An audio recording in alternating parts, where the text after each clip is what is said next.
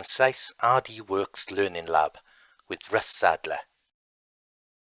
Session 40, Series Finale, What You Can Do Now.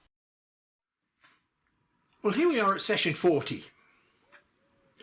That's a lot of chapters in a book, and I could never have put any of this stuff into writing.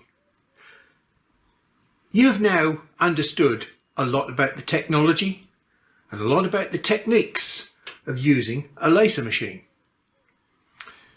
Today is the last session, and I'm going to make it a bonus long session because we're going to pull together lots and lots of different things that I've been talking about during the previous 39 sessions. Now, I'm going to edit together some projects that I've been working on from time to time that I think will interest you and will show you what this machine is actually capable of doing.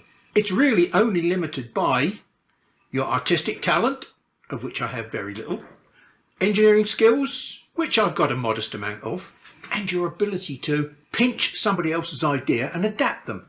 There's a whole world out there on the big WW if you just go and Google certain subjects, and I'll show you a few examples.